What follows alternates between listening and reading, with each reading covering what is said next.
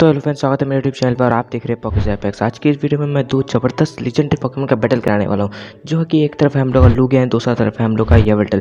आप ये दोनों को एक टाइप से गॉड भी कह सकते हैं। नहीं, पॉकेमॉन वर्ल्ड का गॉड नहीं, आप लुगिया को कह सकते हैं garden of the sea god, and वही आप लोग येवल्टल को कह सकते हैं डेथ ऑफ द गॉड। आप ये नाम ही से लग रहा है डेथ ऑफ द गॉड की कितना जबरदस्त ये पॉकेमॉन होगा। अब तो वीडियो में आगे पता चलेगा कितना ज़्यादा जबरदस्त होगा ये पॉकेमॉन। अब जो ये बैटल होने वाला है ये चार कॉमन चीज़ के ऊपर बेस्ड होने वाला है। पहला है हम लोग का एबिलिटी, दूसरा है हम लोग का अपीयरेंस, तीसरा है वीकनेस और चौथा जो कि सबसे इंपॉर्टेंट है, इसके बिना बैटल शायद अधूरा हो जाए, वो है हम लोग का पावर। आप देखिए, आप लोग ऑफेंड में तो ये कि लास्ट में कौन जीतेगा और कौन नहीं जीतेगा। आप लोग अपना कमेंट कर दीजिएगा कि आप लोग को कौन ज़्यादा अच्छा लगता है और कौन शायद जीतना चाहिए था। और अगर आप लोग चैनल पर नए हैं तो चैनल को सब्सक्राइब कर देना। तो बिना देरी चलिए वीडियो शुरू करते हैं।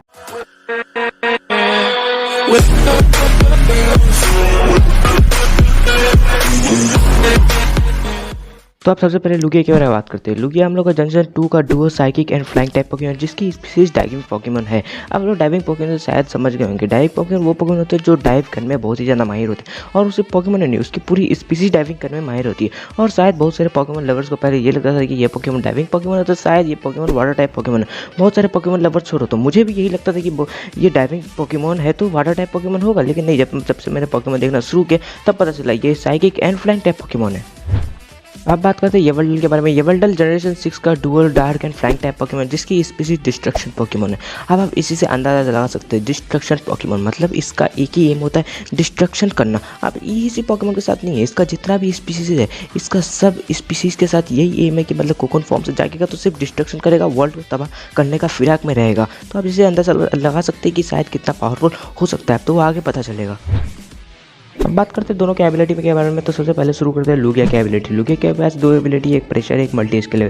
प्रेशर को तो हम साइड में रखते हैं फिलहाल, क्योंकि वो इतना अच्छा है नहीं। हम लोग बात करते हैं मल्टी स्किल के बारे में। Multi skill reduce damage when HP is full, मतलब अगर लुगिया किसी के साथ बैटल करने गया तो उसका एचपी तो फुल रहना ही है। मतलब अगर एबिलिटी के साथ बैटल करने गया, एबिलिटी उसके ऊपर पहली में अटैक किया तो उसको इतना डैमेज नहीं खाने वाला है, क्योंकि लुगिया का एचपी उस वक्त फुल रहेगा, वो पूरा हेल्थ में रहेगा। और वही अगर एबिलिटी उसके ऊपर अटैक करेगा तो उसको डैमेज खाएगा, लेकिन लो क्वांटिटी में डैमेज उसको पड़ेगा, तो उसको इतना डैमेज पड़ने वाला है नहीं। और ये एबिलिटी भी कुछ हद तक सही है। अब बात कर लेते हैं येवल्टल की एबिलिटी के बारे में। तो उसके पास एक एबिलिटी है, नाम है जिसका डार्क ओरा। अब डार्क ओरा नाम से बहुत ज़्यादा खतरनाक लगता है। ये एबिलिटी डार्क टाइप पॉकेमॉन के डार्क टाइप मूव को बूस्ट करता है, वो भी ऐसा बूस्ट नहीं, 33% तक बूस्ट करता है। मतलब डार्क टाइप जितना भी अटैक होगा, डार्क टाइप जितना भी मूव होगा उसको बूस्ट करेगा। वो भी उसके सब स्पीसीज में ये एबिलिटी पाया जाता है। और ये एबिलिटी सिग्नेचर मूव तो नहीं, सिग्नेचर एबिलिटी है, वो भी सिर्फ येवल्टल का। और देखो, ये एबिलिटी सिर्फ उसी के साथ नहीं होता, मतलब उसके इर्द गिर्द उसके फील्ड में जितना भी मतलब डार्क टाइप पॉकेमॉन रहेगा उन सब का डार्क टाइप मूव 33% तक बूस्ट हो जाएगा। मतलब सिर्फ उसी के साथ नहीं होगा, उसके इर्द गिर्द जितना भी डार्क टाइप पॉकेमॉन रहेगा ये सब उसके साथ भी होगा, डार्क टाइप पॉकेमॉन सबके साथ। अब बात कर ले दोनों के पॉइंट के बारे में। तो पॉइंट तो मुझे ऐसा लगता है कि येवल्टल को देना बनता है, क्योंकि मुझे इसका एबिलिटी ज़्यादा अच्छा लगा। तो आप लोग नीचे कमेंट कर देना कि आप लोग को इन दोनों में से किसका एबिलिटी अच्छा लगा।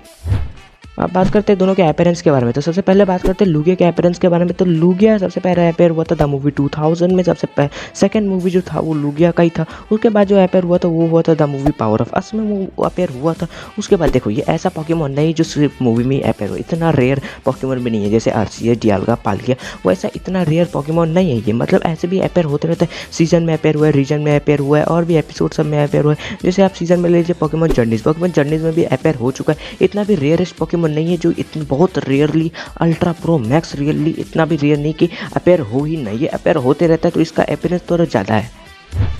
अब बात करते हैं येवल्टल के अपीयरेंस के बारे में। तो बहुत ही ज़्यादा रेयरली अपीयर हुआ था। अगर आप Diancie and the cocoon of destruction देखा होगा तो वो उसी में अपीयर हुआ था। अगर वो कोकोन से नहीं जाता तो आई डोंट थिंक कि वो और अपीयर होता भी, नहीं तो वो उस मूवी में भी अपीयर नहीं होता शायद। और वो तो रीजन सीजन उसमें और एपिसोड में और किसी में अपीयर नहीं हुआ, बस उसी मूवी में बहुत ही रेयरली अपीयर हुआ है। तो अब अगर अपीयरेंस के लिए पॉइंट देंगे तो वो तो जाहिर सी बात है लुगिया को ही देंगे, क्योंकि सबसे ज़्यादा अपीयर वही हुआ है। तो अब अगर मैं इन लोग का स्टैट्स देख लूँ तो इसका स्टैट्स में को कंपेयर करने का मतलब ही नहीं बनता है, क्योंकि इन दोनों का स्टैट्स सेम है 680। अगर इन लोग का स्टैट्स अप डाउन होता तो शायद किसी को पॉइंट मिलने का चांस होता, लेकिन इन दोनों का स्टैट्स तो बराबर ही है, तो इसमें ड्रॉ हो गया। तो इस सेट में किसी को कोई पॉइंट भी नहीं मिलेगा, और स्टैट्स मैंने इंक्लूड भी नहीं किया था इस अपना मतलब पॉइंट के चार्ट में इंक्लूड नहीं किया, तो स्टैट्स वैसे बराबर ही है दोनों का। अब बात करते हैं ये दोनों की वीकनेस के बारे में। तो मैं लुगिया का वीकनेस के बारे में बात करूँ तो शायद इसको बहुत ही ज़्यादा डिसएडवांटेज हो सके, क्योंकि लुगिया का वीकनेस है ice, dark, electric, ghost and rock, और इन सब के बीच में एक आ चुका है डार्क, और हम लोग का येवल्टल है डार्क टाइप। तो इसको बहुत ही ज़्यादा घाटा हो गया, मतलब लुगिया को बहुत ही ज़्यादा डिसएडवांटेज पड़ गया, क्योंकि येवल्टल हम लोग का डार्क टाइप है और इसको डार्क टाइप से ही डिसएडवांटेज है, मतलब इसको वीकनेस डार्क टाइप भी है। अब भाई दूसरी तरफ बात कर ले हम लोग येवल्टल के वीकनेस के बारे में। तो इसका वीकनेस वैसे ऐसा कोई वीकनेस नहीं है कि जिसको इसको डिसएडवांटेज हो। इसका वीकनेस है fairy type, electric type, ice type and rock type. तो इसका ऐसा कोई वीकनेस नहीं है कि जो लुगिया के हिसाब से एडवांटेज लुगिया को मिले। शायद लुगिया के पास ऐसा कोई अटैक हो सके जो उसका डिसएडवांटेज हो, लेकिन वो ऐसा कोई टाइप ही नहीं है जिससे उसको डिसएडवांटेज हो सकता है, मतलब येवल्टल को डिसएडवांटेज हो सकता है। तो अब वीकनेस के लिए जो पॉइंट जाएगा वो तो शायद जाहिर सी बात है क्योंकि येवल्टल को जाएगा, क्योंकि येवल्टल को बहुत अच्छा ही एडवांटेज है लुगिया के हिसाब से। अब देखते हैं ये दोनों का सबसे खास पॉइंट के बारे में। अगर ये पॉइंट ना लिया जाए तो शायद ये बैटल अधूरा हो सकता है। तो ये पॉइंट है पावर। अब हम इस दोनों का पावर डिस्कस करेंगे। सबसे ज़्यादा पावर किसका है? सबसे पहले लुगिया का पावर डिस्कस करते हैं। अब देखो लुगिया एक ऐसा बर्ड है जिसने मूवी 2000 में लिटरली 3 पोकेमोन को संभाला था, जो कि था ज़ैप्डोस, आर्टिकुनो एंड मोल्ट्रेस। अब ये तीनों को किस लिए संभाला? क्योंकि वो तीनों लड़ाई कर रहे थे और लुगिया अकेले वो तीनों को संभाल लिया।